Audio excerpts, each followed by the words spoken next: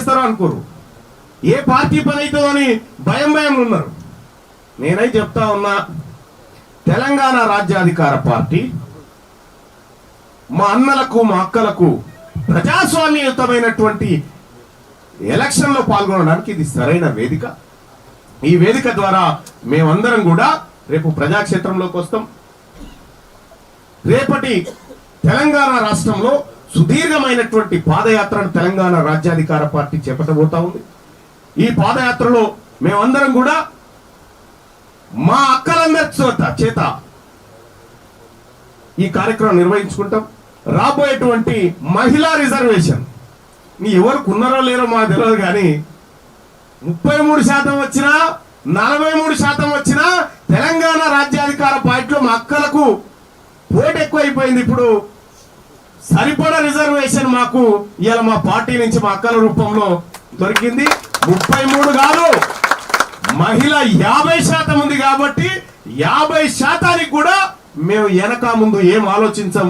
ఇలా ఆ విధంగా ముందుకు పోతామనేటువంటి విషయాన్ని తెలియజేసుకుంటూ, మరి తెలంగాణ రాజ్యాధికార పార్టీలో ఇవాళ చేరడానికి ముందుకు వచ్చినటువంటి పార్టీ వివిధ అభయారణ్యాల్లో తిరిగి జనజీవన స్రవంతిలో కలిసినటువంటి అక్కలకు అన్నలకు అందరికి కూడా మరొకసారి స్వాగతం తెలియజేసుకుంటూ, పటేల్ వనజక్క నాయకత్వంలో అక్కకు నేను చిన్న తమ్ముని లాంటి అయినా కూడా అక్క ఆలోచన మేరకు, అక్క చెప్పేటువంటి సూచనల మేరకు ఈ పార్టీని ఖచ్చితమైనటువంటి అన్నల ఆలోచన విధానంలో నడిపిస్తామనేటువంటి విషయాన్ని మీ అందరికీ తెలియజేసుకుంటూ,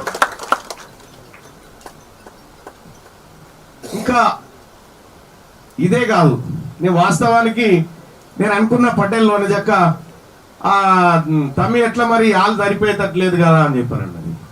వాస్తవానికి సరిపోలే. ఇక నాకు తెలియదు, మా టీవీఆర్ చూస్తేనేమో ఇది సరిపోతుంది అనిపించింది, ఎటువైందో సరిపోతుంది అనిపించింది. ఇది సరిపోయే పరిస్థితి లేదు. మరొకసారి పెద్ద ఎత్తున కొన్ని వేలాది మంది ఇవాళ జైనింగ్ కావాల్సినటువంటి అవసరం ఉండే. అలాగే భువనగిరితో పాటు మరికొన్ని చోట్ల భారీ సభలు ఏర్పాటు చేయబోతా ఉన్నాం. అప్పుడు భారీ రిక్రూట్మెంట్ ఉంటుంది, పార్టీ సైన్యం రిక్రూట్మెంట్ జరుగుతుంది. సోదరులు సోదరిమణులందరూ కూడా అయ్యో మేము రాలేకపోయినాం, చేరలేకపోయినాం, ఇక్కడ వరకు అందుకోలేక ఇంకా చాలా మంది మధ్యలో ఉన్నారు. వాళ్ళందరికీ కూడా చెప్తా ఉన్నా, యుద్ధం ఇప్పుడే స్టార్ట్ అయింది. ఈ యుద్ధంలో మీరే రథసారథులు. మీరు ప్రత్యక్షంగా ప్రజాక్షేత్రంలో వర్క్ చేస్తే ఎట్లుంటుందో, మీరు వర్క్ ప్రారంభం కూడా చేయలే. మీరు ప్రారంభం చేయకముందుకే బయట పెద్ద పెద్ద వ్యాన్లు పెట్టుకొని ఏంది అని పరిశానలో ఉన్నారు. వన్స్ మీరు వర్క్ స్టార్ట్ చేస్తే నాకు ఏ డౌట్ లేదు, 2029 మనదే, మన ప్రజలదే.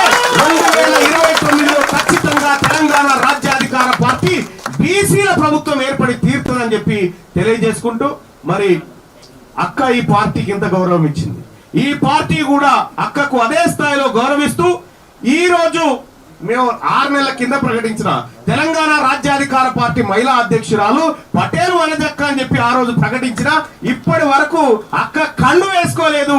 ఈ రోజు తెలంగాణ రాజ్యాధికార పార్టీ ఆడబిడ్డగా ఈ పార్టీలో కుడికాలు పెట్టేస్తున్న మా మహాలక్ష్మిగా మేము గౌరవించుకుంటూ ఈ పార్టీలోకి సాదరంగా ఆహ్వానం పలుకుతా ఉన్నాం. ధన్యవాదాలు.